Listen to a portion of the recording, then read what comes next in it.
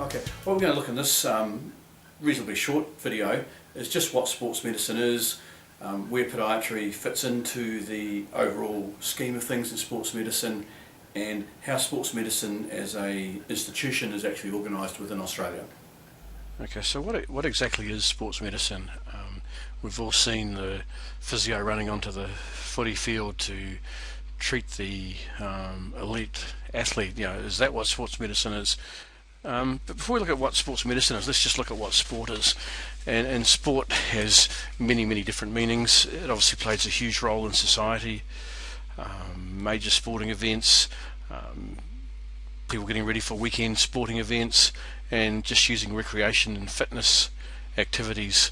So it's quite an ambiguous term, many different meanings to many different people, purely because of the different roles that it plays. The Oxford Medical Dictionary defines exercise as any activity resulting in physical exertion that is intended to maintain physical fitness, to condition the body, or to correct any physical deformity. So it's quite a wide-reaching definition. In fact, there are people who have tried to argue that we shouldn't even be using the term sports medicine, it should be exercise medicine.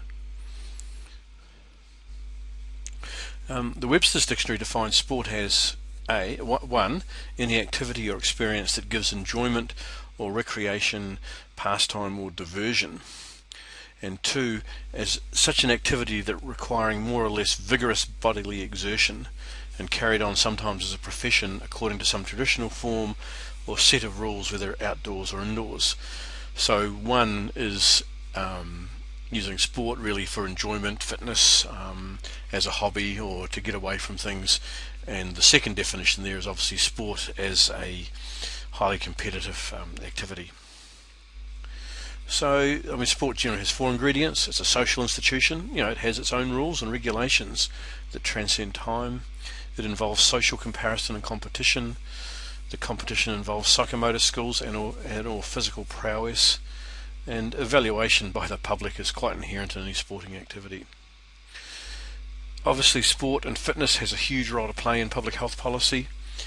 The healthcare costs are skyrocketing. The obesity, the diabetes epidemic, the inactivity epidemic, and its association with an extraordinary range of health complications. So public health measures to emphasise fitness, widely seen as a strategy to enhance health. Increased physical activity is seen by many governments as a priority for health. What is physical fitness? Physical fitness can be defined as being the ability to carry out daily tasks with vigour and alertness, without undue fatigue, and with ample energy to enjoy leisure time pursuits and to meet unforeseen emergencies. So what is sports medicine? Sports medicine is more than just the treatment of sports injuries. It's a very wide-ranging discipline, and it needs a team approach focused on the athlete. And even that's a little problematic. As your weekend golfer, can you call them an athlete? Members of the team are experts in their own areas, and they also overlap with each other. But the individual team members also need to be multi-skilled and know about the skills of other members of the team. Let's go look at a couple of definitions of what sports medicine covers. Here's one more recent one. Sports medicine can generally be considered to be 1. The medical supervision and care of the competitive and recreational athlete. So obviously this is where podiatry fits in, the competitive and recreational athlete, the treatment of their injuries and the prevention of their injuries. But there's also the provision of appropriate physical exercise and sports for persons who are handicapped or have a disability in some sort of way. 3. Advice about the conduct and supervision of activities that develop and maintain physical fitness. Exercise physiologists, coaching fits in this category. And the organisation and provision of exercise and sports activity for people being rehabilitated from illness or injury. And that's the use of sports in medicine, the rehab of cardiac patients through exercise programs. Now this is a definition I've liked. This was put together by someone who was probably a mentor of mine, Noel Reuthaus, way back in 1972. Noel he passed away a number of years ago, an ear, nose and throat surgeon who was the Olympic team doctor for a number of Olympics for New Zealand in the 70s and early 80s. And he had this definition that has sort of stuck with me. And then the first part there is man as an athlete, and this is so old, so the the sexist word man was used to cover, it should be person, but man is an athlete, and that's the study of patients or people with illnesses under exercise situations.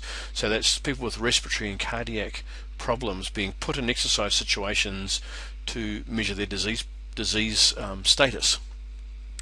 There's the athlete as a man, or as a person, it should say these days.